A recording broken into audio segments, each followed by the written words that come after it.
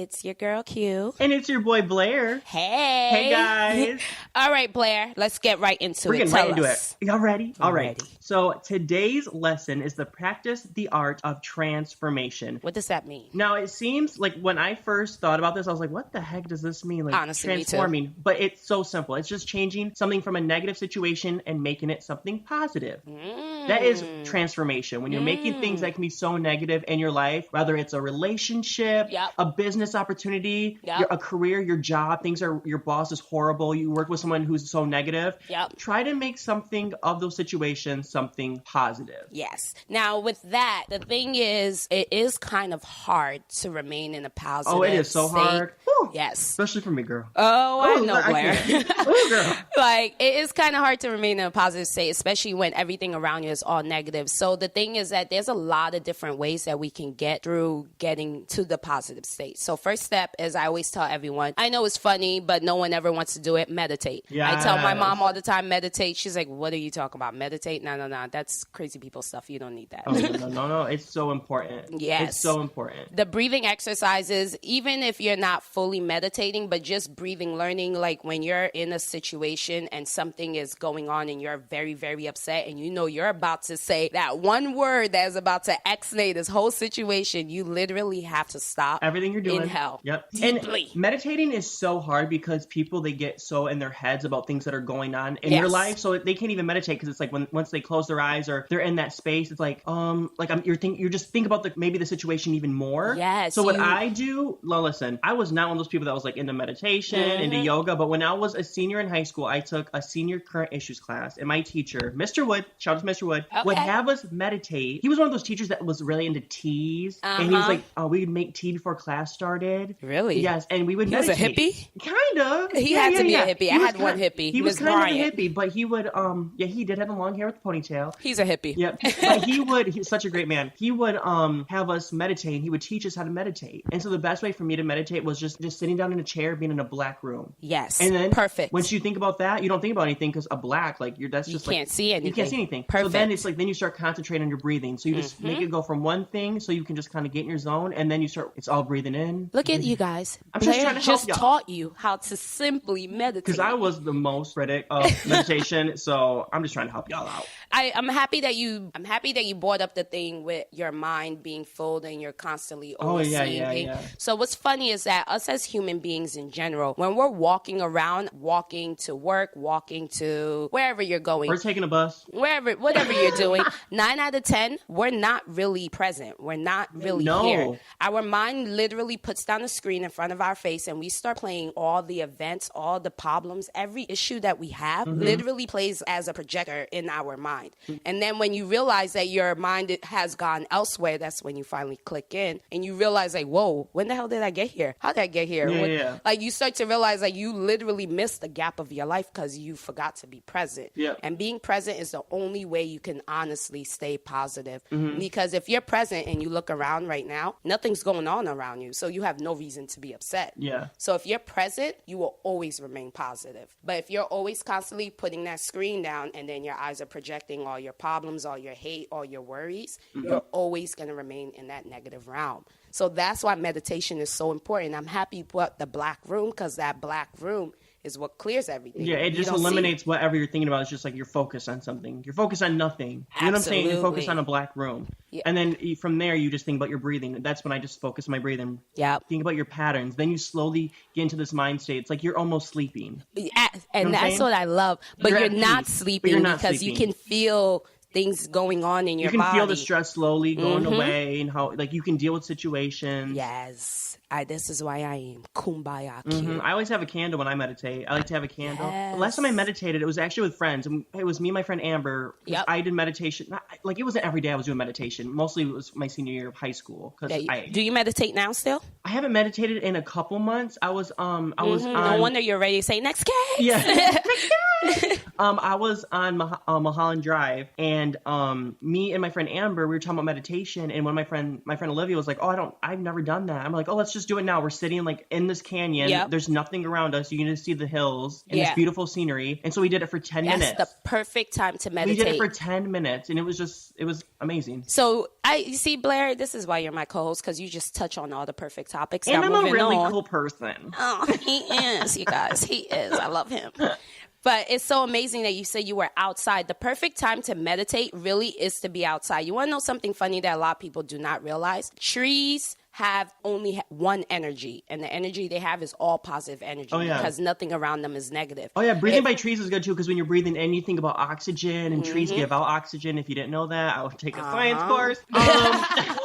If you haven't taken science yet. If you haven't taken science yet. But, exactly. Yeah, so I the noticed energy that too, when you're like in the wilderness, if you're in the forest. That's why they always tell you go into the wilderness, go into that, because it only gives one type of energy, and that energy is positive. If you touch a tree and you have negative energy, don't you realize like tree or the leaf falls off or it withers away or whatever because you brought that bad energy to it. So it killed it. It doesn't know how to You guys, she's using a survive. figure of speech. She's not crazy and thinking that somebody dies. Right? No. Figure of speech, you guys. Like, you're a witch. Right? But no, sometimes that can happen. We all took science class. If you haven't taken science, please take science. There's a science project that we always do in science class. And what it is that where you play the rock music to a plant and you play classical music to a plant, and then the plant that has rock music always ends up dying or it doesn't grow because it has all that negative energy. The sound, the vibrations are all bad. Whereas the classical plant, it just grows, it flourishes, it grows because the music is a lot more sensual. It's a lot more flowing. It gives good energy to the plant. And that's the same thing with the world. The people that are talking around you, the ones that are saying all the bad things around you, they're feeding that negative energy to you, and you're not growing. Yeah. You're literally just staying in one spot. You're withering away. You're dying. Even if you're not having like you just have like a bad habit, let's say that you use your phone so much, and it's coming to a point where when you're with your friends, you're on your phone or something like that. You're not putting down the screen. It's always in your face. Yep. Meditation is great for that because it makes you put the phone down, because you can't meditate if you have your phone out or if you concentrate about your phone. And no lie, honestly, this phone thing literally is getting on my nerves. Everywhere I go, everybody is on the phone. Now, do not get me wrong. I am always on my phone. However, I have taught myself when I am in public to put my phone away because I need to use my social skills. Oh, yeah, God gave me the gift of talk. Like, I need to talk.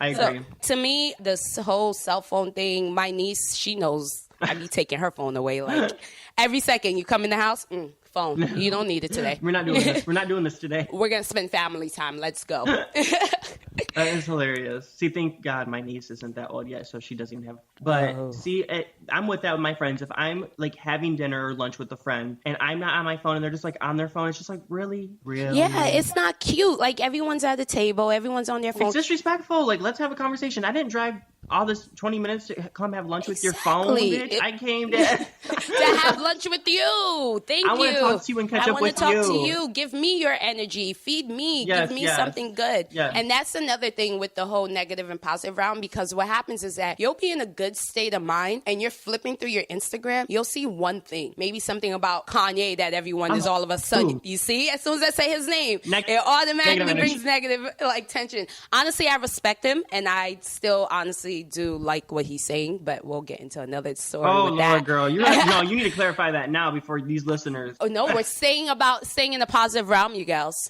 Staying in the positive realm. Okay, just want to make sure. We had to clarify that. But I will touch on that. That'll be another topic for you guys. We will talk about the Kanye thing, because I do have a lot to say. That should be next week, because I have a lot to say. I guess next week we'll be talking about that. Fan, we'll be talking about it next week. College dropout, he done dropped on his head or something. And next case! Next case! Anywho, so remaining in the positive realm. So we come back. You see how you came back to the positive?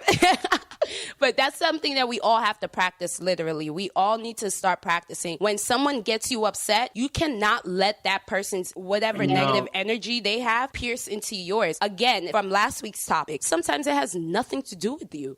So why would you let something that has nothing to do with you affect your entire day? Yep. Does that make sense? It makes sense to me. And affect your money? I'm making my money. I'm not going to make you stop. If you're getting in between me and my checks, you need to bounce. Because these checks will not.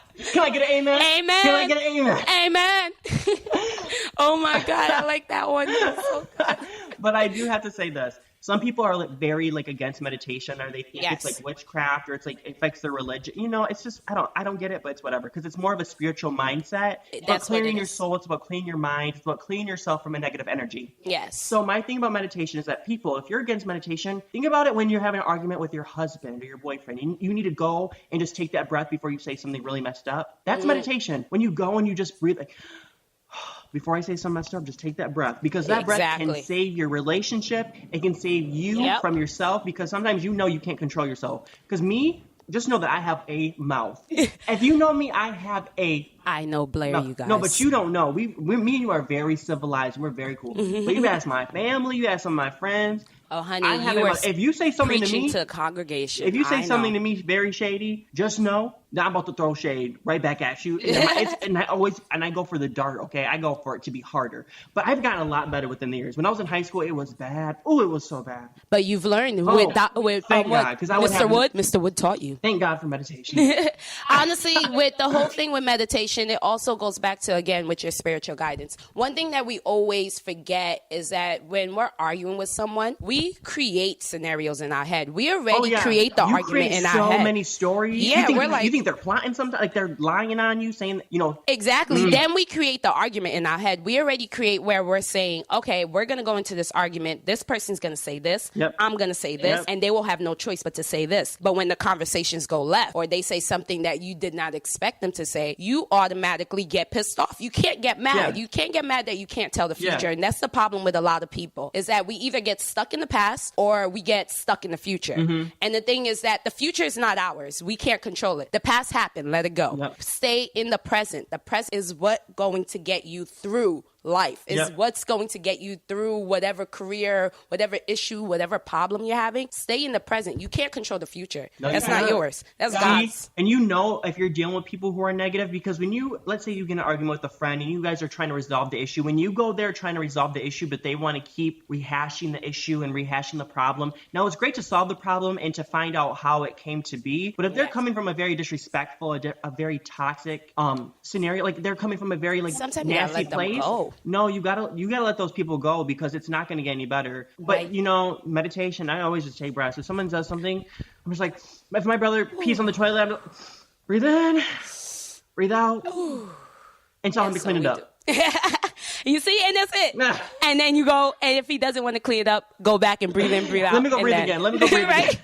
And think of another situation, because I'm about to beat your ass. I'm about to beat your ass. I told you how many times to listen to that policy, boy. I told you twice, right? And it's funny, because now this comes back to the form of transformation, because on Sunday, I woke up in a really bad mind space. Okay. And I prayed on it, and I prayed to God. I was like, Lord, I'm really annoyed. I'm not happy today. I'm annoyed about somebody that said something about me. And normally things don't really get me upset about what others say, but this person particularly pierced underneath my skin. Mm-hmm. So I literally prayed. I woke up, I got on my knees, I prayed. I was like, Lord, if I see this kid, please give me the words to say, because the words I want to say are not your words. Literally. I went to church. You want to know what the topic of conversation for church was? What?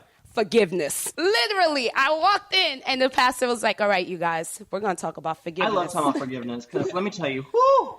I can't lie. I'm still learning. I am learning. It's so hard. It's hard because once you forgive and then someone else messes things up, and you just got to the place where you're trying to forgive people, and then someone that you thought you'd never have to even worry about, you have to forgive, and it's like, really? Like, I really want to forgive that person? Oh, it's so hard. But then you also got to remember, you not forgiving that person has nothing to do with them, because they're still living their life. It's about yourself and you moving on, because you literally get in your own head and you stop doing things because they might be there. Or you might stop doing things because you think that they're going to be, you know what I'm saying? You really get in your head and you worry about other people and what they think, because if you're not forgiving somebody, it's just... That controls your whole life. It controls your entire life. And I didn't realize how annoyed I was Sunday morning until I got to church, and then when the preacher was saying, yeah, you got to forgive even if they said this, I'm like, son, no, I need to say that. And the funny thing is, he said that there's 3 ways to interact with somebody.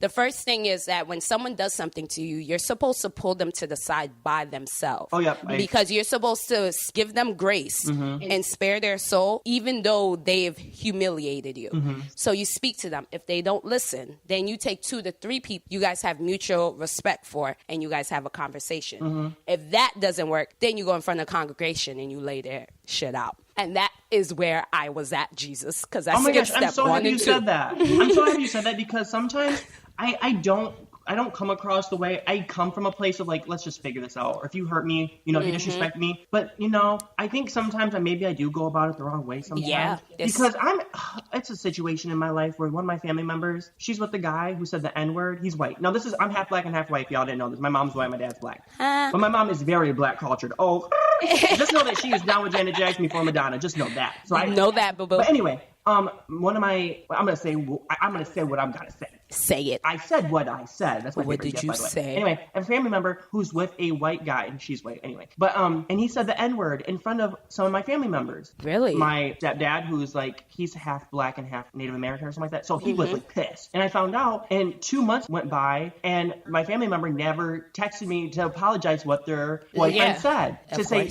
I know you're African American. Like, I just want you to know, or just to say like, hey, he said this or what happened, because maybe he said it, he was quoting somebody or something. Yeah. But no white person should ever say the N-word. Just know this. But she should have just came up to me and said something way before I even found out. Absolutely. But I waited for a couple months to see if she was going to say something. Couple of months. I waited a couple months because I live in California. They're back in Michigan. Still, a text message takes 5 seconds. Yeah. So it came to a point where this was months. It was, I think, 3 months later. She texted me like, hey, what song should I, because I used to be a DJ, so she'll ask me what music she should listen to. And I told her, well, I got shady because I'm like, this has been 3 months and she's never reached out to me. She's supposed to be my family. Yeah. So 3 months later, she said that. I said, I don't know, maybe there's a Confederate song that you guys would like to listen to. That was my, see, that was wrong. Blair. But my point was, this is my point. My point is that I had a problem. I should have just texted her right after then, be like, hey, I wish you texted me what had happened so it could have been clarified, because instead of having my mom come up to me and tell me, or my stepdad or whoever else listened, my grandma was there. So my grandma called me and she was like, I just want you to know, you know what I'm saying? But you're not calling me, you know? Yeah. You want to know something funny? I'm going to touch on that because I literally had a conversation with one of my friends yesterday. So she is a black girl and her best friend is a white girl.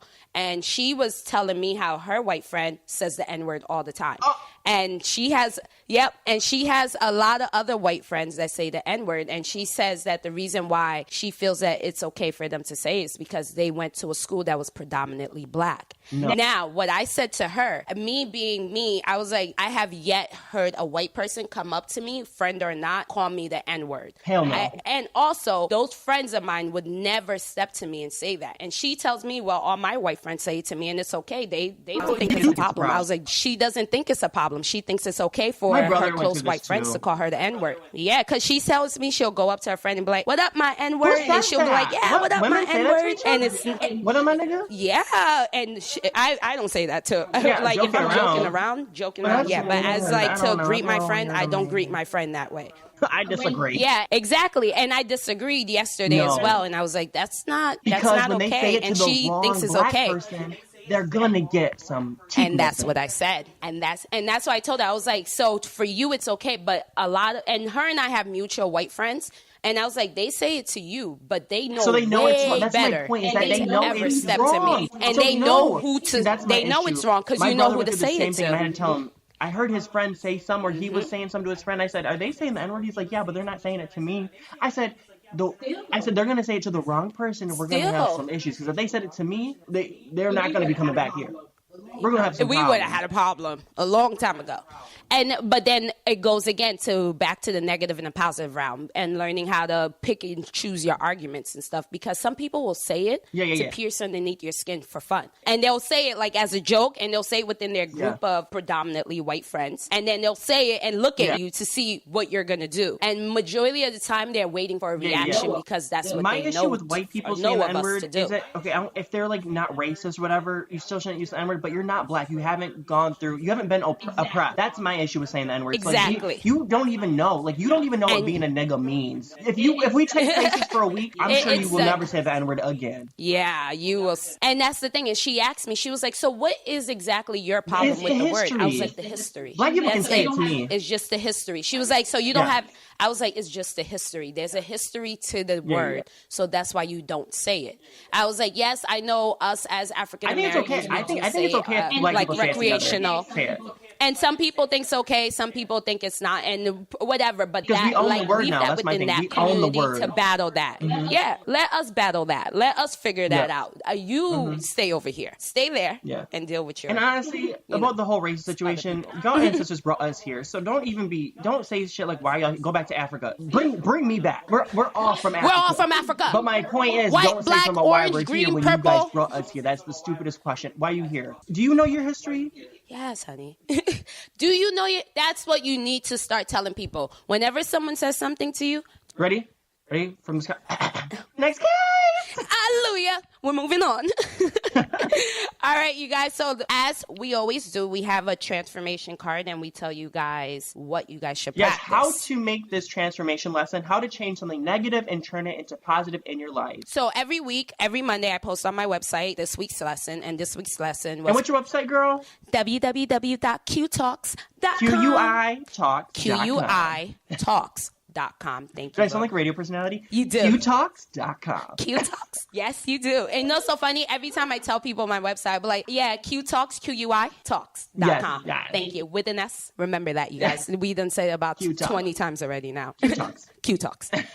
So for this week's lesson, which is this week's topic of conversation, practice the art of transformation. Acknowledge one situation in your life that's taking your power. Transform that situation into something positive and maintain that perspective as a spiritual discipline for the entire day. When your spirit slips into negativity, simply breathe and then pray your way back to an inner space of positive visualization. Your goal is to practice the art of transformation. I love that. Now, let us know your art of transformation. Write it down in the comments once it's posted from Miss Q. Yes. Because we want to hear from you guys and we want to hear your stories. We honestly do. And I do want to tell you guys that I do get these cards. All of these cards are from the Wisdom of Healing cards. They're from Carolyn Miss, if you guys ever want them. That's where I get my topics from, and that's what helps me through this process of transformation with my life in general. Yeah, anything that helps, grow your mind, grow your spirit, then it's good for you. Q Talks is there for you. Q Talks. Q Talks. Yes, it is.